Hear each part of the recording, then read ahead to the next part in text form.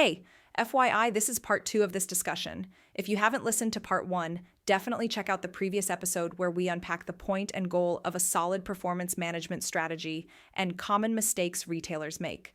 Thanks for listening. Instead of fixing actual problems by effectively managing performance, which includes proper discipline and all the other kind of stuff like that too, it's just easier to just weaponize a policy because employees are out to get us. We have to control, we have to retaliate, we have to oppress them in order for them to actually, not take advantage of our good nature. And that's really often the reality that we see. Okay. I'm going to steer us back to performance management. It always does come. And this is why we need guardrails now. It's such fair. Okay, so I'm hearing a little bit of what you're describing, Matt. I mean, I always chuckle a little bit. I said this to you yesterday, Kobe. Like, there's just so much of this is that the first thing you'll see when this process starts is like a 20-page guide on all the human biases that we're supposed to not have. So look, I appreciate that awareness is the first step to, not being so influenced by them, but it is still just like kind of a funny pursuit to like take the bias out of but keep the human in anyway. That said, I'm curious, Matt, how aware you are of these steps. So like in the corporate departments, the performance management cycle would usually look like goal setting, right? Then usually some kind of informal check-in, like performance mid-year informal conversation. Then your real deal formal annual performance review, and then but likely somewhere in between there, this idea of calibration. So a bunch of people meeting to make sure that the reviews were fair. So are all those things familiar to you? Yeah, for the most part. Okay. So maybe let's unpack what is and isn't going right on the storefront. So goal setting, for example, the idea is employees set goals that should support the goals of their department or their store, which in turn support the organization's goals. So this idea of goal cascading or laddering up, which makes a lot of sense. Like this comes back to the idea that employees want to know how they're contributing, what their work means, and it also means that you're being strategic, right? Let's say if you have this business strategy and this is what we intend to do to win, and this is how we plan to make that come to life. This assumes a couple things, though. This assumes that your leader can and does communicate the strategic goals and the department priorities so that employees can create relevant goals for the quarter or year. And then it also gets more complicated because you said usually you're required to have something like 1 individual goal, 3 business goals, 1 developmental goal. Like it gets pretty complex. So I'm wondering, should we start with you as a store manager being reviewed, or do you want to start with you reviewing your employees? Reviewing employees. I think store managers being reviewed is less of a problem, even though I said my reviews are surprising. It's less of, and that could be me. That could be my own bias too. Like maybe they shouldn't have been surprising because I'm also a harsh critic of myself. So all the ones where I did good and was surprised, probably on me. Because honestly, sometimes there's no amount of like praise that I could get that I like actually absorb. So that's like, we'll just put that aside for a second. Because I think reviewing a team is much more difficult than a DM reviewing a store manager, because I like know the store goals, right? Like all of the pieces for a store manager are a little bit more cut and dry. I think managing a team on the sales floor, much more gray. Okay. So how structured is, let's say, with like your hourly employees? Are they asked at some point during the year to create a goal? No. Right. Okay. Do they have a formal performance review, assuming they stay a year? Yes, they have a formal review. Yeah. Yeah. So, I mean, we kind of just fell into one of probably the issues. Frequency. Right. And that was going to be my point, was if it is normal for quarterly informals and then the big scary, surprising review at the end of the year, that is majorly flawed. That is not how performance reviews should ever be done. How they should be done is your quarterlies should be your formals. They should be like adding to that report card, right? This quarter we did, we're assessing how you did. Maybe we're doing those checklist things then, or those, or however the scaling stuff happens, but it happens on a quarterly basis. So you're not just relying on that one time a year to remember back 3 days. And then it should be, quarterly formal, year end formal, and kind of review. But then that review should actually be reviewing the last quarters. And what should be happening is on a weekly basis, you should be having 5 to 10 minute check-ins with team to address any issues.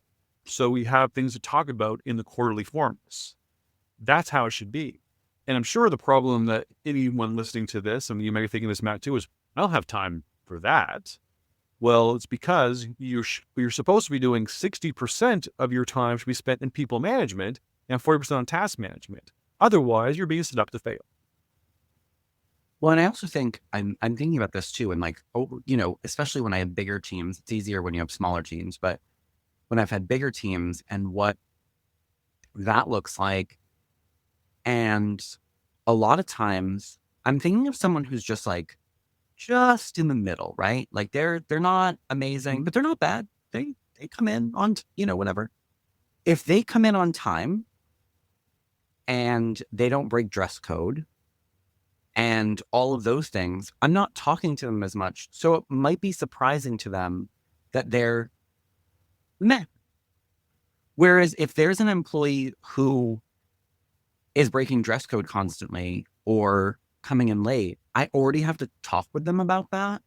And we might actually talk about something else. Like it might be like, so listen, Tom, you've been late twice this week. Our policy, blah, blah, blah, point system, yada, yada. It's also starting to, this is going to impact how we see your performance because, and then you're giving this person maybe some praise and they're getting the feedback that other person isn't getting because they're actually not breaking any rule. So they're just getting that, like, even if you're doing like the quarterly formal and not the weekly, like kind of informal, they're like, what do you mean I'm not amazing? We never really speak. You've never told me anything. Right. Yeah. And I think that, again, I'm going to take it all the way back to training again, because part of it, what it should be is that you should be able to have the time, because you should be trained in how to have both leadership skills and management skills to be able to dedicate 60% of your time to having those conversations, because those are the people, because the work of your team, that mediocre employee and Tom, the troublemaker, their success is supposed to be how your success as a manager is defined. So your focus should be in being trained on how to make sure that you can delegate effectively, how you can utilize your time to kind of manage your workload, but also properly guide the workload of others. And then have the leadership skills on top of that to be able to build those relationships and rapport and be able to advocate for people. That is why middle management training and store management training is vital, because if you're spending more than 40% of your time on tasks, or even 50% of your time on tasks, it's likely because you're not properly trained on how to properly delegate, how to properly do all these things that will give you the time you need to have those conversations with all employees to help move them along, because their success is supposed to be the defining factor of your success. Mm-hmm. How does that sound, Matt? Oh. You don't even have to ask.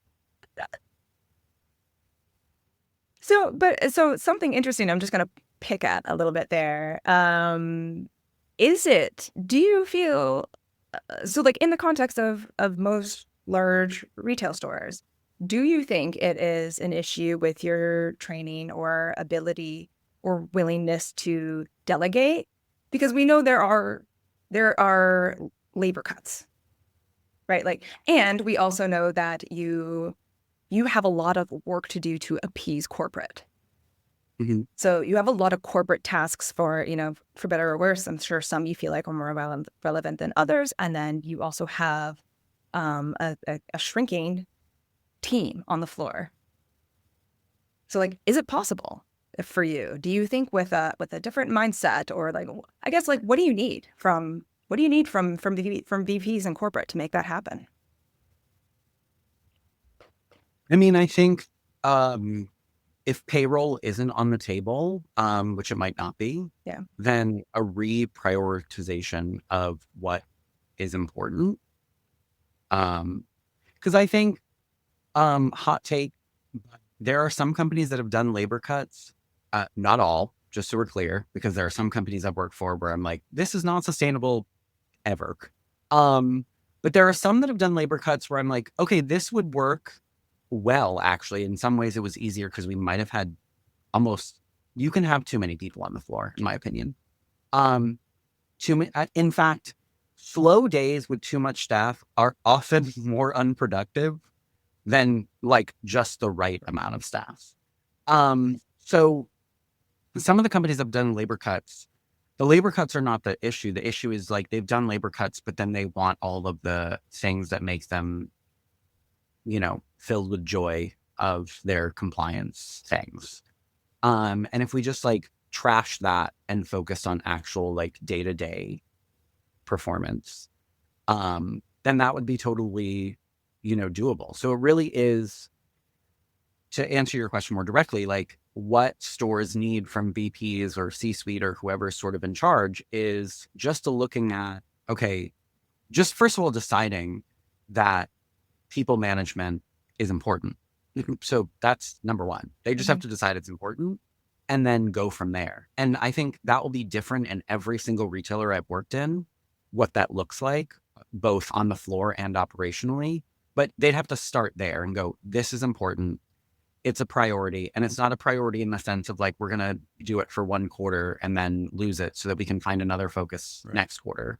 Like this is a focus for us till the end of time. So one thing that we talk about on our podcast too is we'll talk about what we call the amazing race to the bottom, which is when we use only competitiveness as the benchmark for our success. As long as we're competitive with or as long as we're on par with our competitors, our peers, so as we're doing what they're all doing, then that's good enough. But the problem is when it comes to doing things like that, like the improper prioritization, the seeing task management as the only thing important, people management as something that you do off the side of your desk, that becomes the norm, then that really brings, we're jockeying for position to be the best of the worst. But what that means is if any corporate business takes a step back and goes, wow, we can't perform unless our employees are performing their duties to the best of their abilities. What if we want to increase performance by helping them perform better and by being better supported and being better managed and actually achieving sustainable growth? Then they wouldn't have to do a lot to be 10 steps above everybody else because everyone's jockeying for position at the bottom. It would not take a whole lot of new innovative changes, just that mindset shift and maybe a little bit of reprioritization. I think you see some corporate stores or some corporations just leaps and bounds above everybody else in retention and in performance and then in business outcomes and this and productivity and profitability it would be massive because everyone else is just competing at a very, very base rate. So, oh my God, so much is kind of like falling into place, I think, in my head. For one, you said, Matt, like you would need to know that people management is a priority. And then it's funny how we're talking about people management versus performance management. Because I don't think you'll find any retailer who says increasing performance, high performance is not a priority. But like my head is kind of just screaming like people management is performance management. Yeah. It reminds me, Kobe, of the question that I heard first, I think, on your podcast, and that I say to myself all the time, what needs to exist first for this to happen? And you cannot expect, and I think this is what's happening. So many retailers are expecting the highest and ever increasing performance, but accepting mediocre engagement. Right. Absolutely. And that, and that's just it, is like there's no ceiling on performance wants, but there's a lack of prioritization of it's people that do that work. It is people who are performing. So if so you have to, so what needs to disperse is the people have to be given the tools to perform in order for the performance to happen. And the fact that that's not obvious is the core problem. And I think that mindset shift is what has to exist first before performance can actually become effective. Yeah, the more I think about it, because it sounds like it sounds like it's task measurement and management right now. But I think more truly optimal, like really maximum performance management is the intersection of people management and task management. Yeah, absolutely. You're going back to the robots. Okay. Okay. So kind of getting back to the pieces of the process just to see what is working, maybe where things are falling apart. I'm always curious about, I'm still on goal setting because I always find myself saying a strategy is only as good as your ability to articulate it. Right. Right. So it can be brilliant in your boardroom, in your PowerPoint deck, but if it doesn't change anything, if people don't know about it in a way that feels relevant to them, nothing's, it's less likely to be achieved. So to survive the leap from corporate to stores, how well are business goals translated into store goals, tactics, and priorities? And I guess that's my question for you, Matt. Like, Reinvigoration 2019, we joked about on one of our previous podcasts, right? Like, corporate has this brand new strategy. We're refreshing this and that. We have these ambitious goals. And in that context, we were talking about it in terms of hiring and job ads. But how about in terms of performance? It depends on what the goal is, honestly. I think some companies are really good at articulating certain goals and what the behavior would look like in a store and then how to manage it. I'm going to go back to credit cards because it's the easiest one. If they're like, our goal for 2025 is 1 million new credit card customers. This is what that looks like for your district, your store, whatever. Here are what we need to measure every single day in employee behavior to get to that goal as a brand. And like, that's really clear cut and actionable. Although I detest it morally, it's actionable and possible. But then there's other goals. I think sales being the biggest, but the most not black and white, because I would argue that what is going to create 10% comp sales in every store is going to be different by store, depending on what their opportunities are, or depending on who their clients are, or depending on what their clients need, or what region they're in. People in Quebec maybe don't like to be sold to the same way that people in Tallahassee do. So that doesn't look like the same behavior. So it's in those things that it's not clear. Or if it is clear, they've created a behavior or something to measure in stores that might actually hinder that goal rather than help it. So that is the problem. Do you get eyes on the goal? Like, do you get the why? Do you get the goal, or do you just get the sales goal, the tactic, your KPI? We get both. Most of the time we get, I will say a lot of retailers now, especially, and I really credit younger generations for that, because I think they ask why so much that companies have finally given in and been like, fine, we'll tell you. We get the why. I think it's just that they're really prescriptive on the how.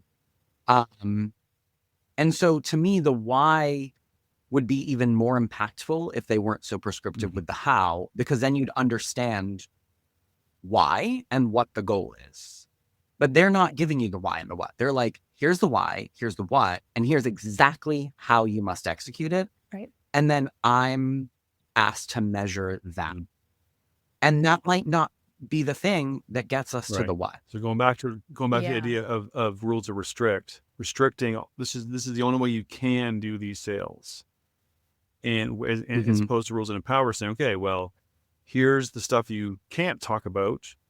But then we're going to lean into your regional knowledge and understanding of your customer base and everything else like that too. So here's the goalpost. Here's the lines you can't cross. Go make us money.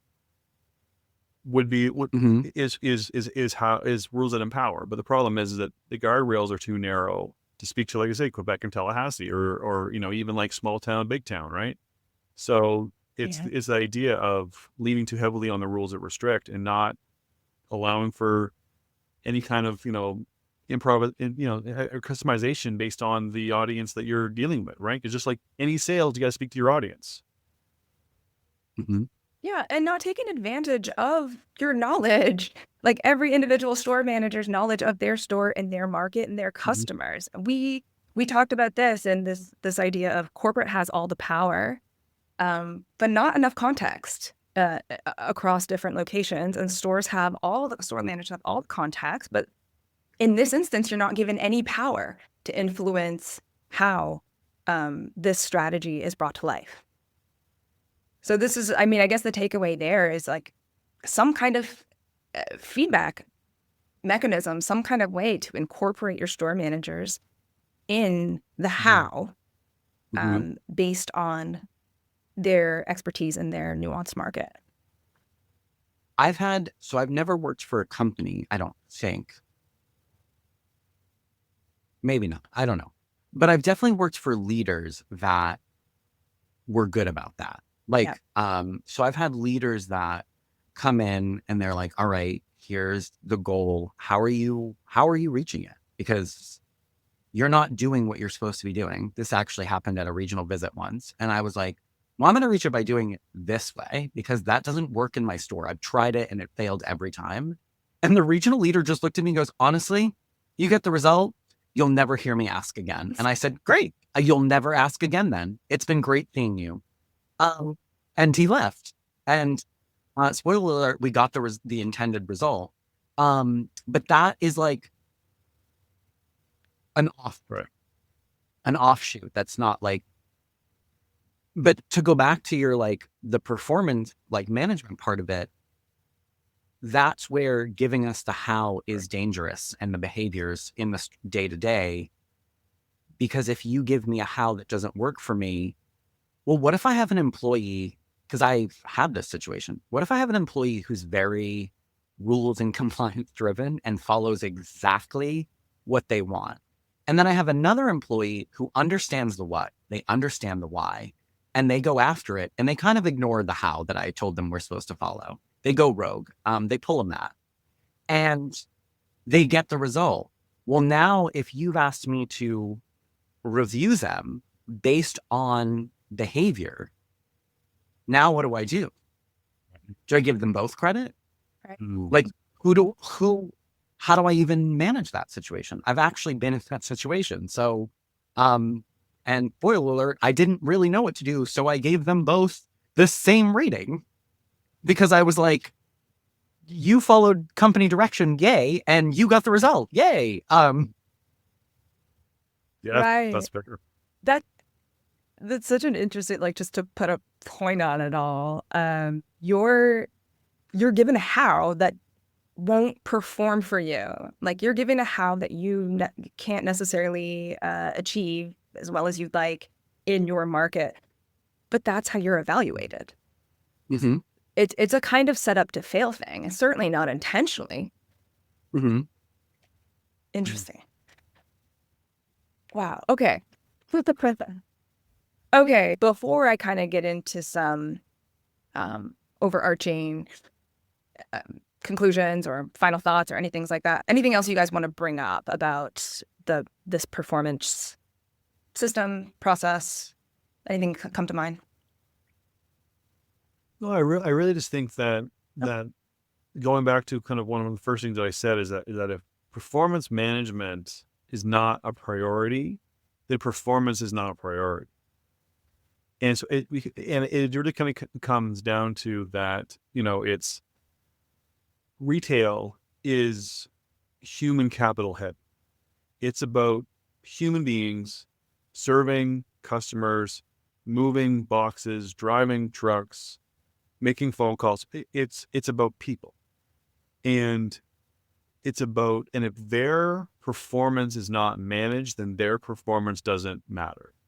And again, it can't just be about completion of tasks. It has to be about, giving them the rules to empower them to deliver on the outcomes you're expecting them to deliver on. And I understand the value of standardization, quality assurance, all those other kinds of things. But again, rules that restrict are common, but they're not the only tool in the toolbox of the retail leader. So it should be something where maybe it's about taking a step back and viewing all of these things from a performance perspective, from an outcomes perspective, finding a way to have people deliver the work in a way that's going to increase their performance, their outcomes, by empowering them to bring their best self to work and to be the best employee they can be. I have nothing to say to that. I just think I'm going to steal, if performance management isn't a priority, then performance isn't a priority. I'm going to steal that, maybe send off a few random emails from fake email addresses to some executive. There. Yeah. And yeah. Yeah. And then can we I would love to connect the dots between engagement and performance. And so by that same token, if engagement is not a priority, maybe performance isn't really a priority either, because is it fair to expect the highest amount of performance while accepting low or mediocre engagement? Well, I think as I mentioned before about communications is kind of the grease that makes the machines run. And it's the idea of engagement is the employee's why. It's the why should I go the extra mile? Why should I try and be better than I was yesterday? Why should I care about rising beyond mediocrity? It's only through engagement is that why embedded into them. But engagement is a result of actions. It's a result of feeling like you belong. It's a result of feeling psychologically safe. It's a result of feeling appreciated and recognized. So it's about providing them, and being informed is a huge part of that too, right? So it's about, that is the employees why they want to deliver more.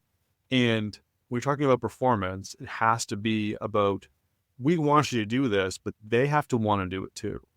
And if they're not engaged, if they're not recognized and appreciated and feeling safe and feeling like they belong, then your performance expectations for them are not of interest to them because they're in a transactional relationship with you. So you have to give them the conditions. What has to exist first before performance is going to happen? Engagement is what has to exist first. That is going to be the fuel that drives the striving towards higher performance, higher outcomes, higher results. And without that, you're running without gasoline. So that is the fuel that will get you there. Yeah, not a step you can skip. Not something you cannot achieve maximal performance without striving for true engagement. I heard an anecdote. It's funny. Have you ever heard people talk about captains, crews, passengers, and pirates in terms of the workplace? It's really a neat idea that you can look at some employees and think, are they captains, crew members, passengers, or pirates? Right? Captains are your leaders. They have ideas. They know where you're trying to go. They keep everyone safe. The crew, they are giving discretionary effort. They are like working to rowing in the same direction, right? As like the captain says. There are passengers. They're on the boat. Right? They're on the boat. They're on the boat. Yeah, they show up. They'll be on the boat when you tell them to be on the boat. And then there are pirates, and they're actually like blowing holes in the ship and rowing in the opposite direction. Sure. So yeah, you're not going to get maximal performance on the proverbial boat full of pirates or even passengers, right? You need some crew and you need some captain, and for people to self-select to be those things, you have to give them a reason. Absolutely. And I think I actually think if you made, not to contradict what we've already said, but if you make performance management a priority or people management a priority and engagement isn't a part of that, that can also hurt, because there are some leaders I've met, like peers of mine, who are very good at, much better than I. This is actually something I struggle with, this, what we're talking about right now. Feels weird to say that out loud, but so I've had peers that are very good at it, but they're actually not as good as I am as at engagement. And what I've seen is really great people in performance management without the engagement just leads a lot of people to being resentful or just not caring about the goal, whether personal or, because they're like, what? Okay, just another chat with Emily, where she's gonna tell me I suck this week. Right. But I don't care. Matt's not gonna talk to me about that, but he'll engage me. Yay. I'm learning. But yeah, but a lot of because back to like, why should I care, business, that you want me to improve? Why should I care that you want me to work harder, or you want me to need more outputs, or you want me to be more independent, or whatever, or sell more credit cards, whatever it is? Why should I care? Is really the question that we need to be asking, and the answer is less important than the engagement to showing them why they should care. Not telling them why they should care, showing them why they should care, and that's where and that's done through engagement. And you can't do it without engagement. Like I say, it's like trying to drive without gas in your tank. Yeah, and I think that's like kind of perfectly sums up to what we always talk about as operational engagement. It's critical in an industry like retail, where, you know, corporate really does try to do their best through communications. There's no shortage of communications. And communications, good or bad, if they don't match what I'm experiencing in my day to day, they might do more harm than good. So to your point about like, you know, there has to be engagement first, and that engagement has to be present through your day-to-day practices and policies. And that includes anything from your policy on callouts and returns to your formal recognition and performance review stuff. I would say that's the one of the main problems that Cato and our partnership is hoping to address. Yeah. Well, and we have to say, keep the communications is a tool in your engagement toolbox. Because again, like I say, it's often the grease that makes the wheels turn, but by no means is it what engagement is. It's a tool that creates engagement. Like, it's hard to make recognition, which is a excellent asset towards engagement, work without communication. Like, it's just like, you know, like you need that to have that. But again, communication and engagement are not the same. Communication is a tool that helps you build engagement and articulate it and cascade it through the organization. Yeah, I would say reinforce it, Yeah. right? Like, it would help reinforce and strengthen it for sure. But we almost, like, the mindset shift that we try to give the VPs and C-suite, the corporate leaders that we work with, is think of your policies and practices day to day as little bits of communication. They are signals as to what you care about. Okay. Really pleased with that discussion. Really excited. Thank you both so much for your time, and honesty and candor and willingness to share. Thanks so much, guys. Thanks. Thank you. You're listening to Dear Corporate, Love Stores.